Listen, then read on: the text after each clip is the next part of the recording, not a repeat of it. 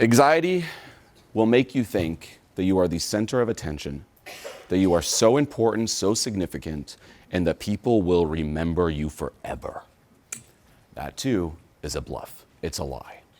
Let this land. Do you know how hard it is to stay relevant in someone's mind? Do you?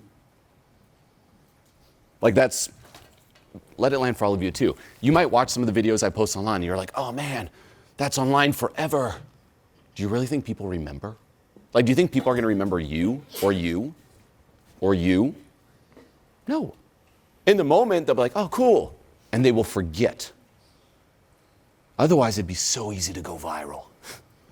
If it was that easy to stand out, and that's, again, anxiety. It's like, if you appear in one video, you're going to go viral. Oh my gosh. And people remember you forever and it'll be your reputation forever. It's a lie. No one cares about you. You are forgotten. No one's thinking about you. You're a nobody. Now that can be depressing. I want to be significant. Doesn't mean you're not significant, to be clear. You're a nobody in the eyes of others, and that should be freeing and liberating. What? Like, even think so far in terms of this speech, how much you already forgot. We've been here a couple hours. Do you remember everything? No, you forgot. Even just think in terms of you and your life. You're the most invested person in your life. Do you remember everything about your life? Do you remember all the hard times you went through? All the good times? Do you remember all the amazing dinners you had with friends, family? No. You forget so much. Well, think of other people. They forget even more. They're not even focused on you. Yet, we act like, oh, I'm a celebrity. Fans, fans, fans, fans. There are no fans. You're free. Be careful not to fall into that trap. No one's caring about you. For real. And people are so busy focused on themselves, they don't even have enough bandwidth to focus on you. And if they do, they forget. Why? Because we live in idiocracy. People are getting dumber and dumber, and attention spans are getting lower and lower. It's the harsh truth. It's actually very sad and scary if you think about humanity as a whole, meaning most people can't even sit through a 5 to 10 second Instagram story. Like, when's the last time you watched an Instagram story till the very end? Not that often. People, a couple seconds, next, scroll. We want it now. Bless you. And then we forget, and we get dumber, and we're so surface level. If someone focuses on you, they'll forget about you immediately after. They're just not smart enough to think about it or remember it. Now, as society as a whole, what it means is a lot of the conversations that we must have are nuanced. They require focus, attention, which we don't have, so we never get to that point. So we're ultimately all handicapped when it comes to that. We're fucked. But when it comes to you being free, relief.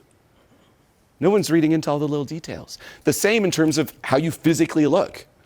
Like, who here spent a considerable amount of time, even for this event, in terms of picking what you're going to wear, what you're going to look like, all the little details?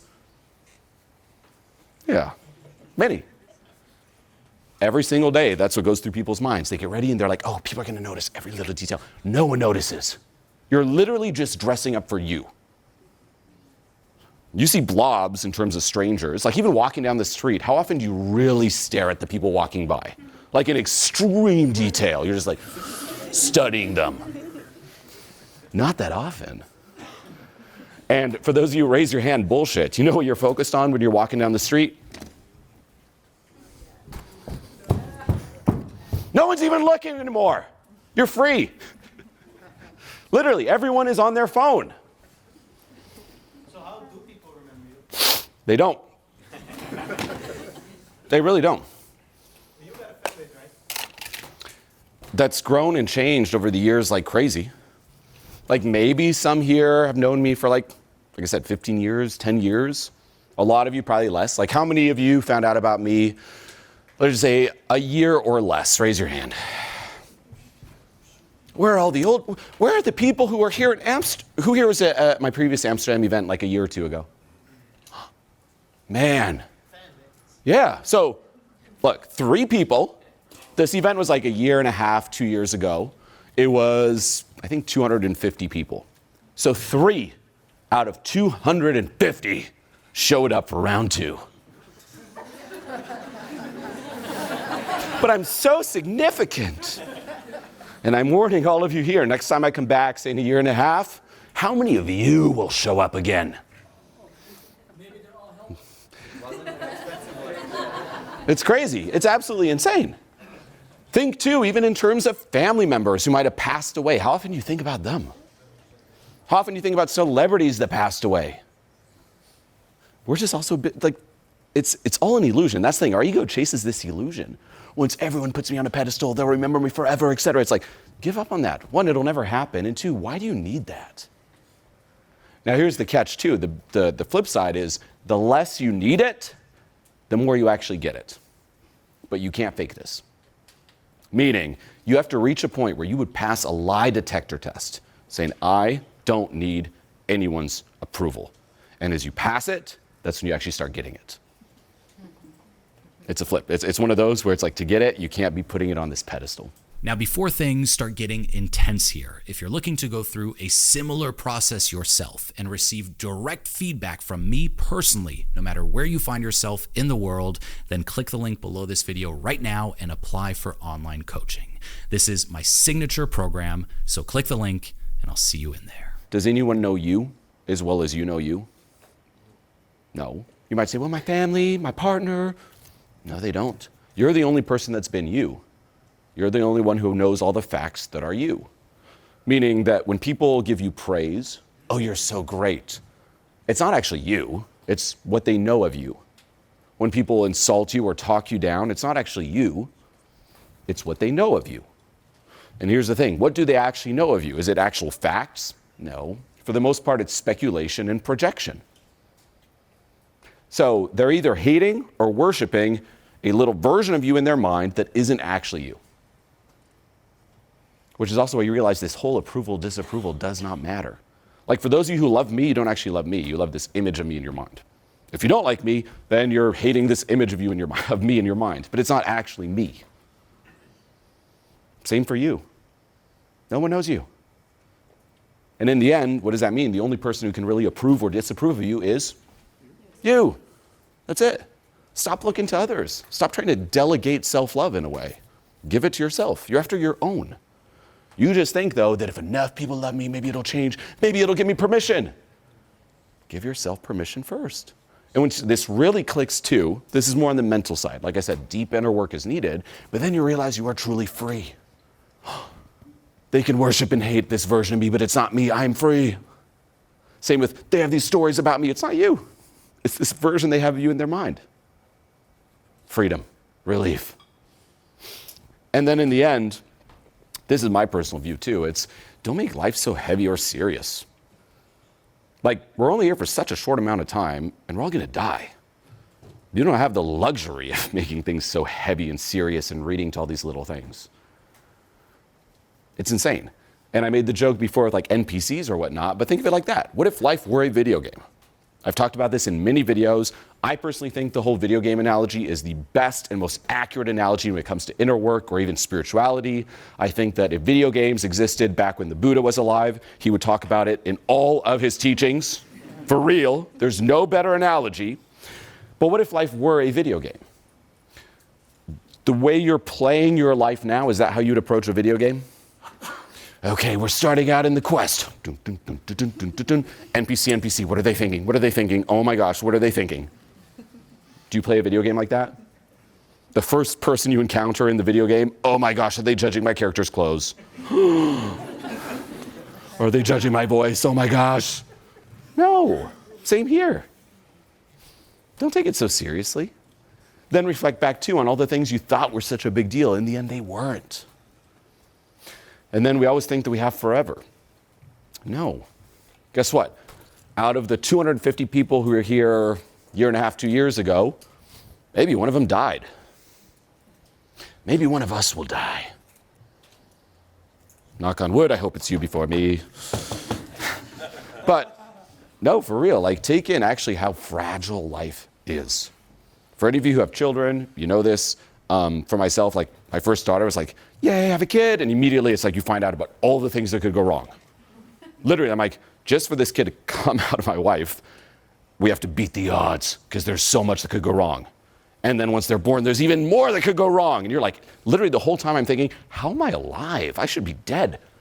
All the things that like you have to pass to survive.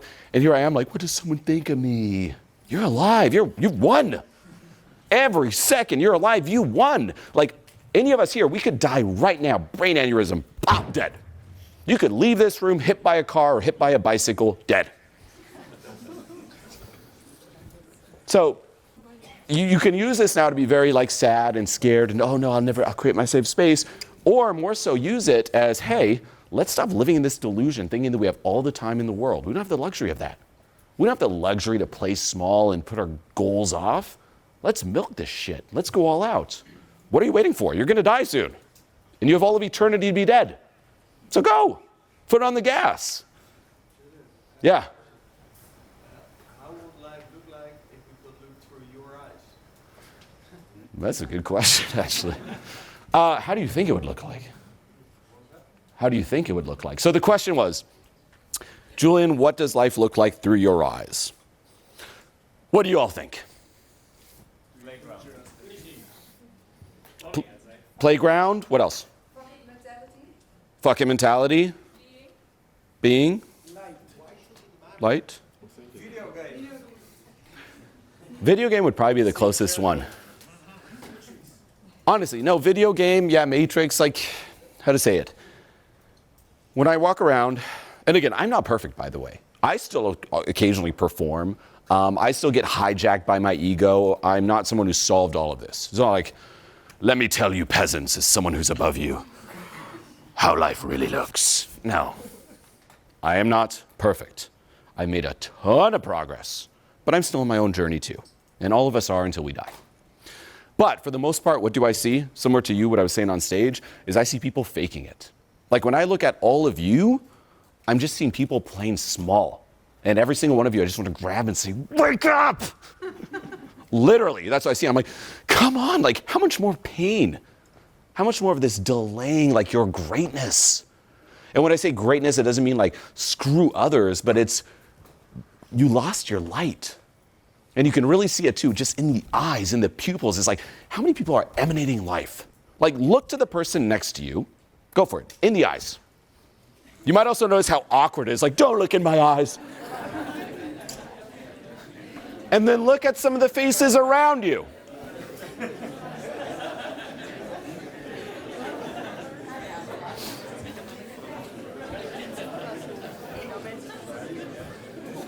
Okay. Now, here is one example.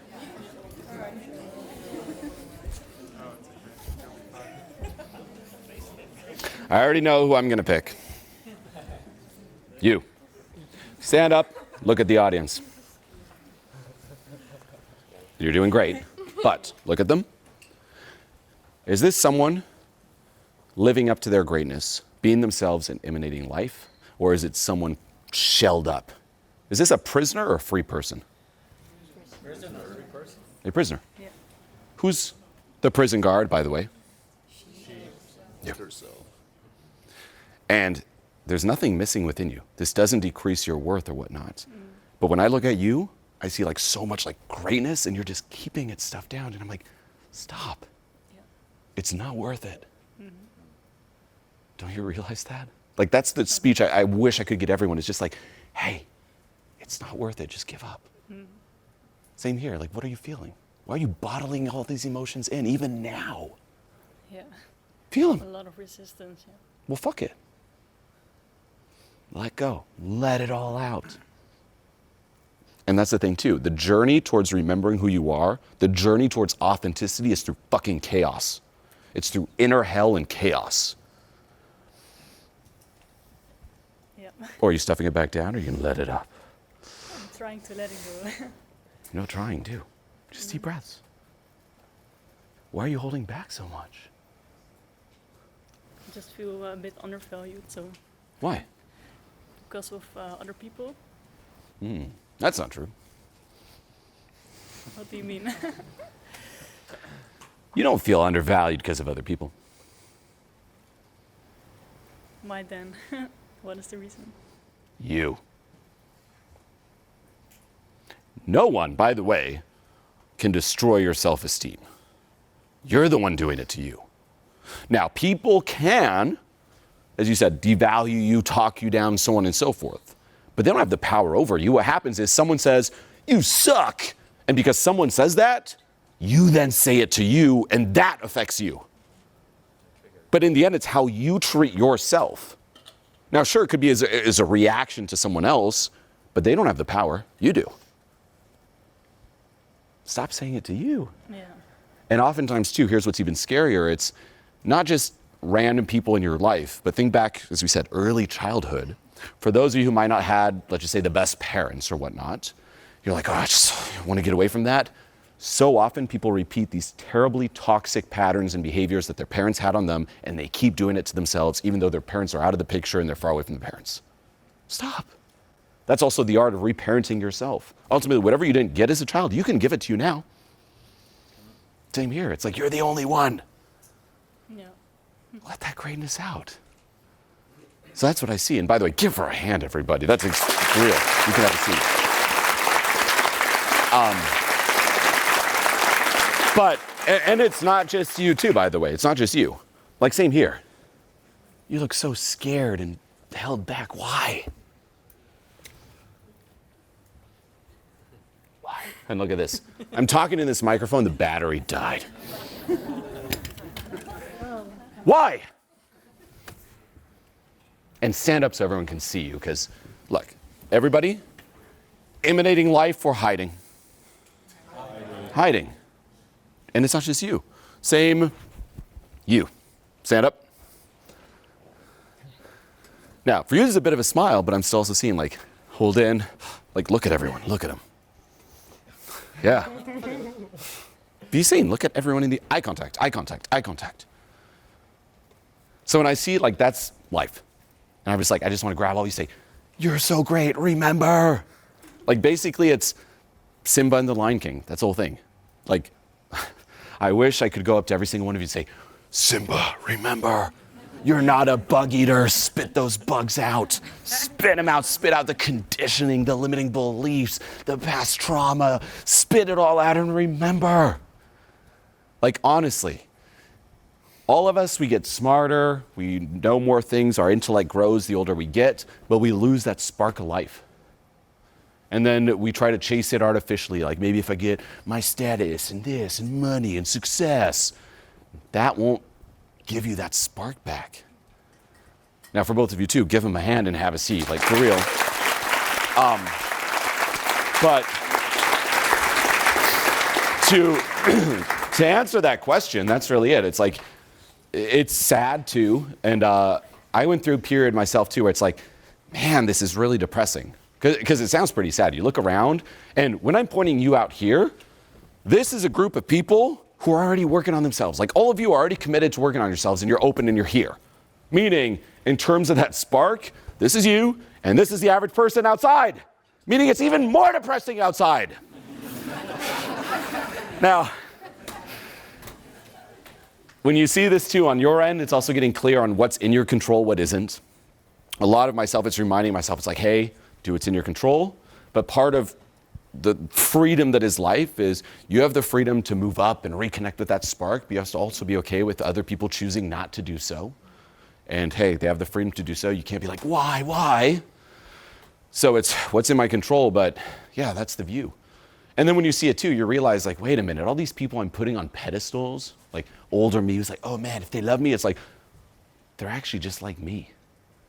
And that's actually the last thing is my unfair advantage. The one thing I have, which you don't have, is that I get to see the behind the scenes of most people. Meaning, the average person, who do you talk to? Who do you interact with in life? Different fronts, different personas. For myself, and I'm very fortunate about this, but like with coaching, people drop the persona. I see what's really going on. And I've seen so many people over the years where I'm like, oh, you just don't fall for the front anymore. And it also gives you permission to be more of you. You're like, wait, I thought everyone had it all together. Wait, we're all just human? I thought this thing was just me. That's anxiety. It's only you. Separation, isolation. Wait, what's most personal is most universal? So you just don't fall for it. The same way none of you, I hope, would fall for a social media page thinking that that is the person. You're like, no, that's a front. Or it's a highlight of a person. The same with real life interactions. Most people you talk to is still the highlight version of them. So drop it. And a final thing is when I say this front, this persona, it's not always pleasant. Meaning your comfort zone, people hear this, they think it's comfortable. Your comfort zone is known. Perhaps the persona that you put on to fit in and survive in life is the persona of the loser. Anxiety will hang on to it. This is also a lot of fear of success. It's, no, I'm used to being the loser. Yeah, it's not fun, it sucks, but it's known, it's safe. I know how to be a loser in a crowd. I know how to be the shy person. I know how to be this person. I know how to be the class clown and compensate. Comfort zone just means known. When I say maintaining a front, it's not always cool. Things to reflect on. Who did I have to become to fit in? Who did I become to survive? What is a role that is comfortable or known to me? And can I let go of this? And bring back some childlike fun and excitement, bring back some play. To quote Eckhart Tolle too, life's not as serious as our mind makes it out to be. It is and it isn't. But choosing to just take this lighthearted view, it's worth it. It really is. Same with my speeches here. I try to have fun with these speeches. Like that's my number one goal. It's of course to help you, but I want to have fun. If this wasn't fun, okay, bye everyone. For real.